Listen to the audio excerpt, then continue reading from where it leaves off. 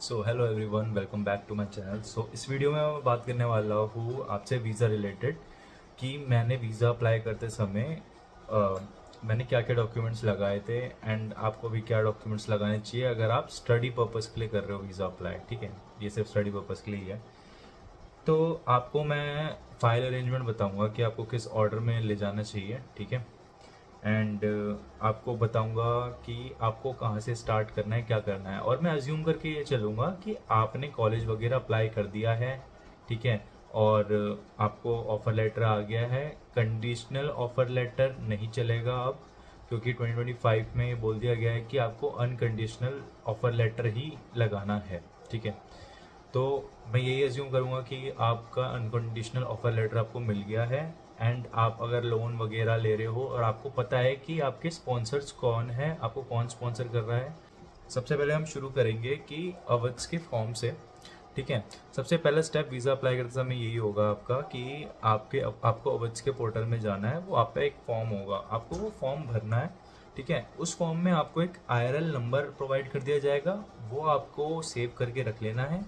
And जब आप वो फॉर्म को फिल कर दोगे कम्प्लीटली, देन उसको आपको डाउनलोड कर लेना है। ठीक है, और डाउनलोड करना मत भूलना एंड आप सेव कर लेना उसको, उसका प्रिंट भी निकालना होगा बाद में।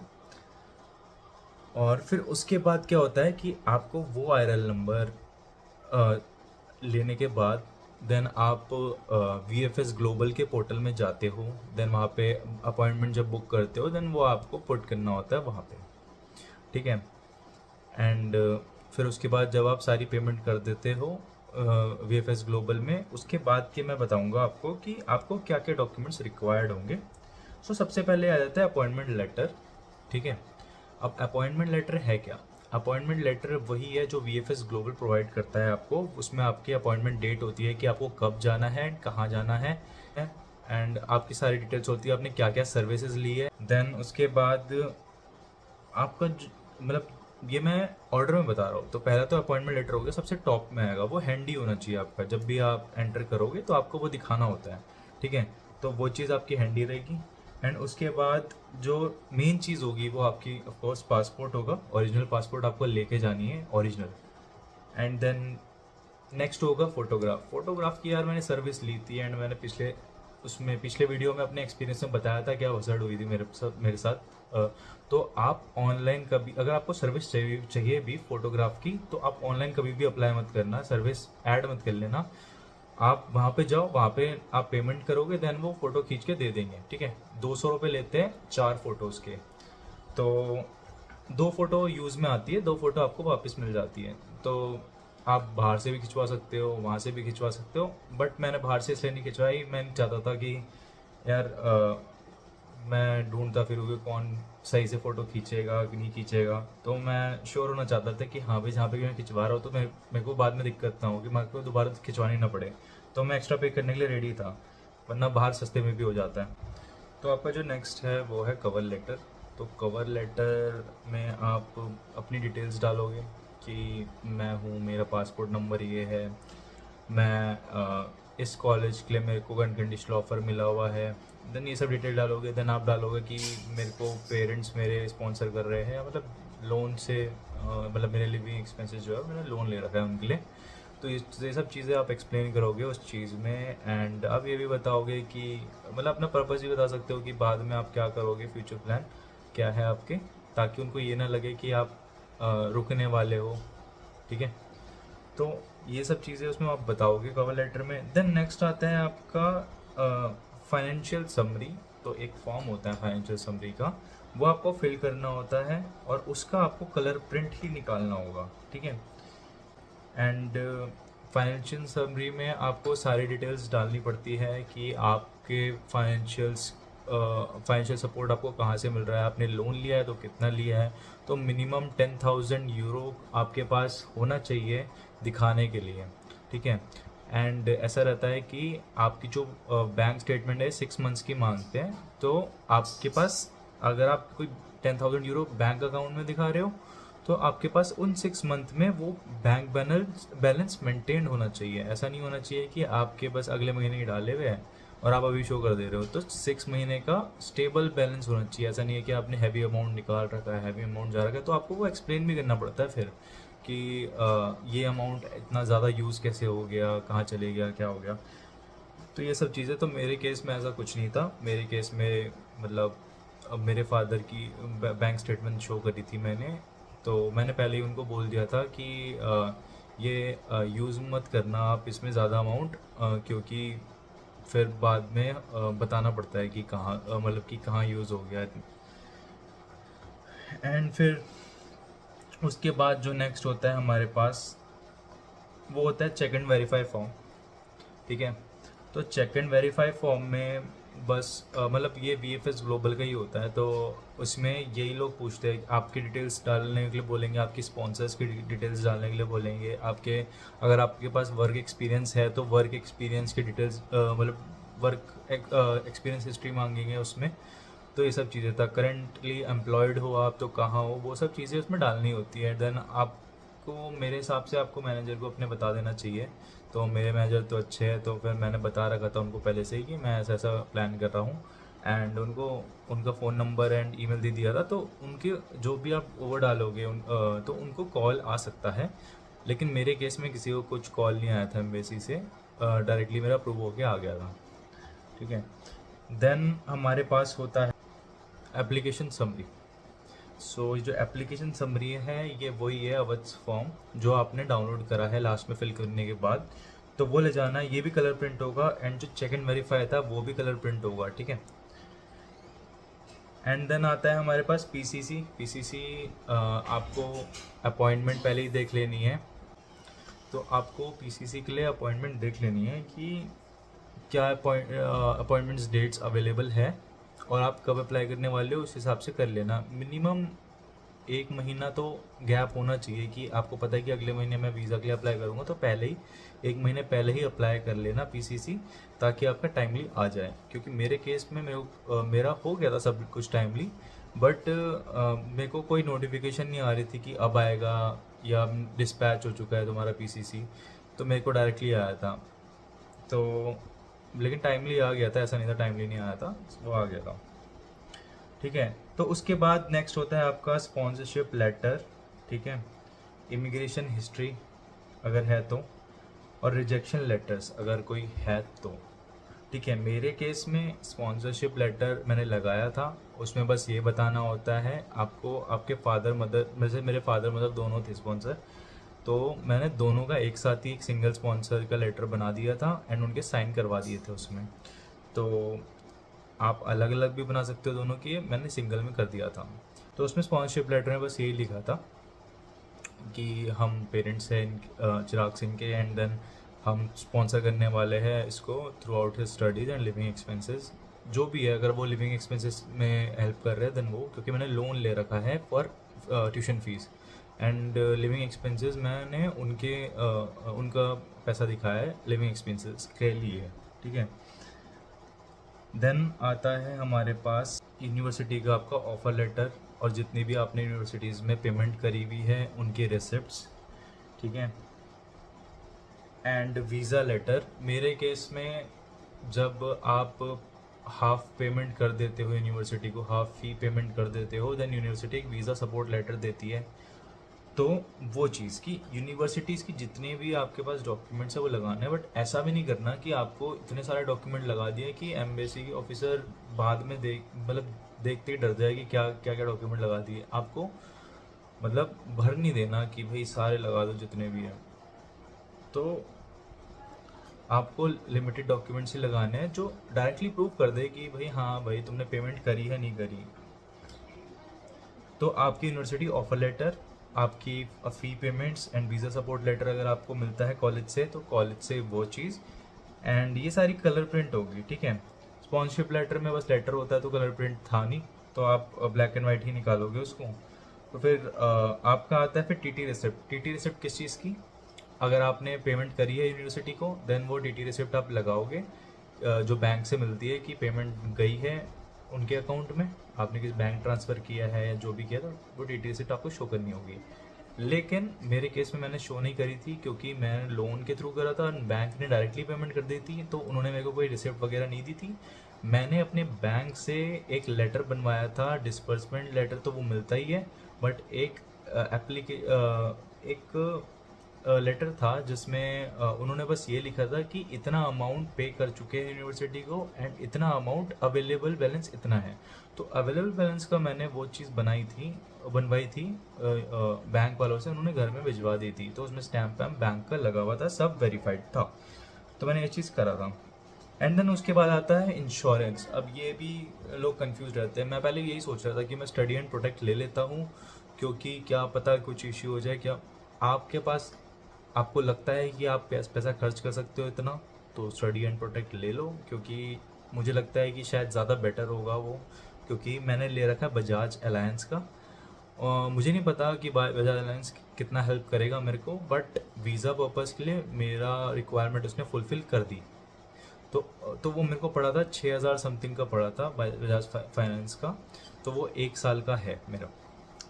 एंड वो मैंने डायरेक्टली लिया था बजाज वालों से कॉल करके कि मेरे को ऐसा ऐसा चाहिए। लोग टाटा का भी लेते हैं, आप देख सकते हो, आपको जो भी बेटर लगे। एंड देन आता है आपका इंग्लिश प्रोफिशिएंसी टेस्ट। मेरा आइल्स 2 साल हो चुके थे, मेरा एक्सपायर हो गया था आइल्स। मैंने जो कॉलेज यूनिवर्सिटी जिसमें मैंने अप्लाई किया था, उसमें मैंने आइल्स के थ्रू किया था एंड वो उस समय एक्सपायर्ड नहीं था, बट इस साल फरवरी में ये एक्सपायर हो चुका था। तो मैं बहुत ज़्यादा इस चीज़ को सोच के टेंस था कि भाई मेरे को दोबारा से आइल्स देना चाहिए नहीं देना चाहिए, क्योंकि उसके लिए मैंने प्रिपेयर किया था जब मैंने पहली बार दिया था, और अराउंड 6.5 बैंड्स आए थे मेरे, इतना कुछ खास स्कोर नहीं था।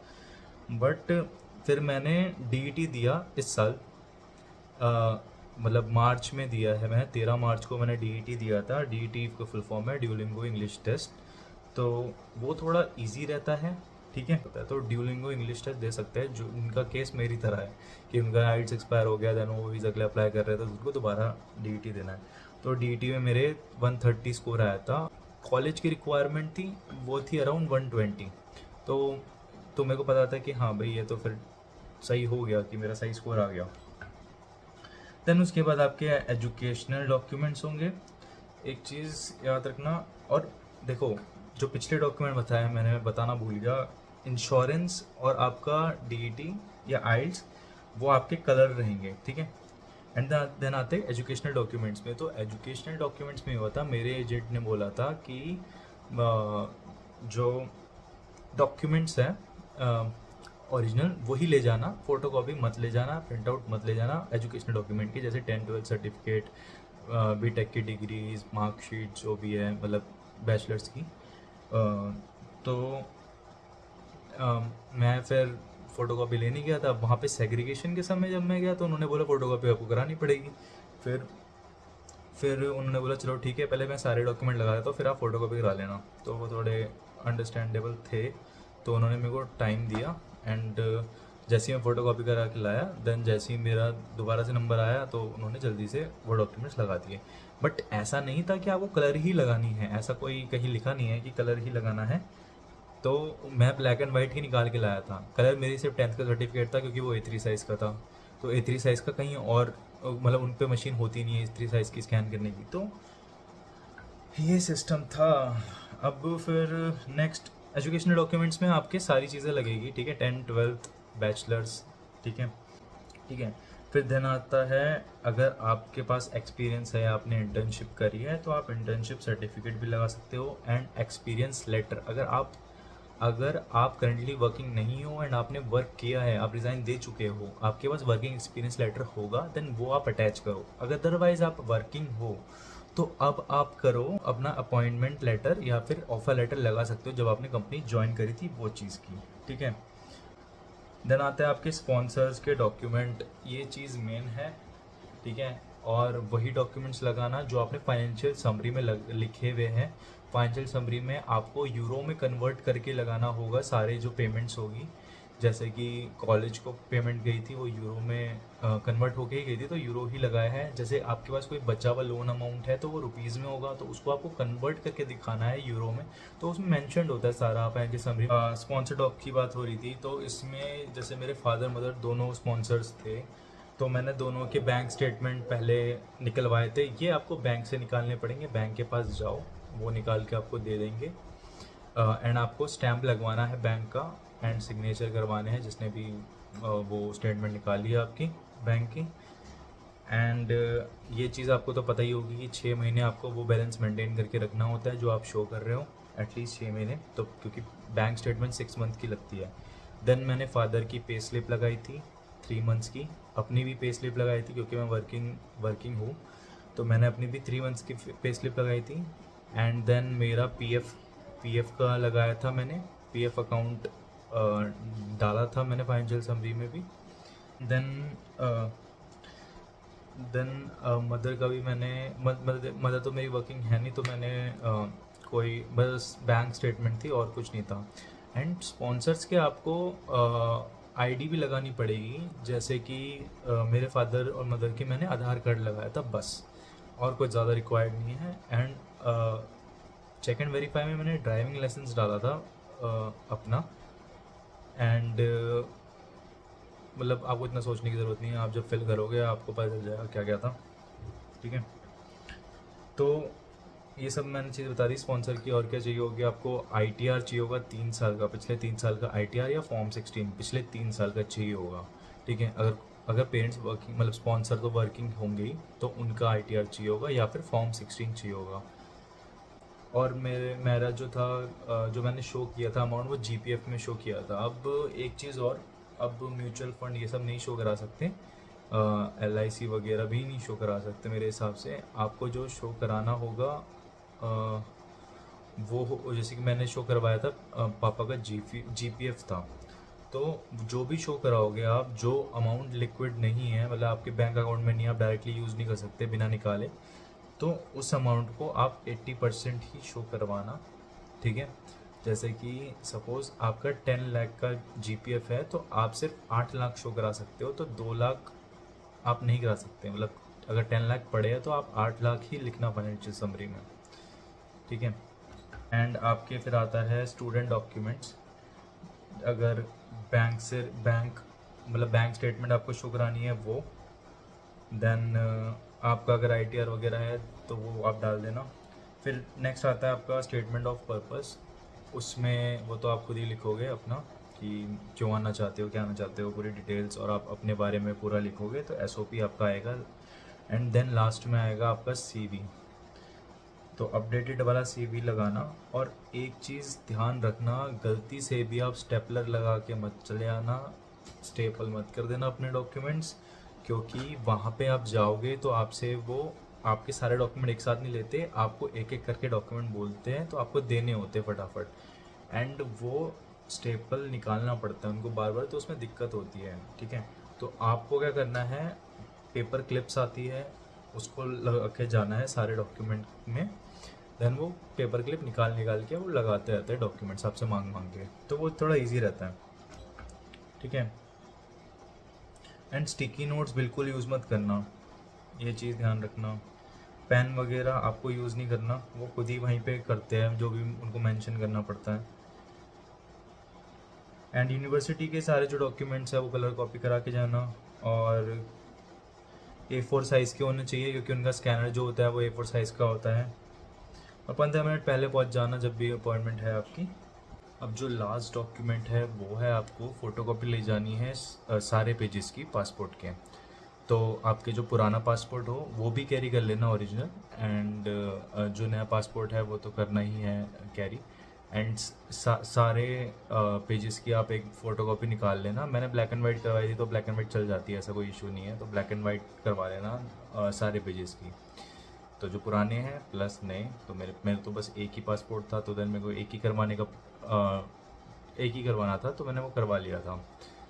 बस यही सब डॉक्यूमेंट आपको चाहिए होते हैं। आई होप ये वीडियो को देखकर आपकी हेल्प हुई होगी कहीं ना कहीं। अगर कुछ डाउट है, कोई भी इशू है, देन आप कमेंट कर सकते हो, मैं वहाँ पे जल्दी से जल्दी रिप्लाई करने का ट्राई करूँगा।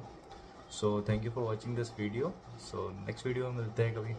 Bye bye.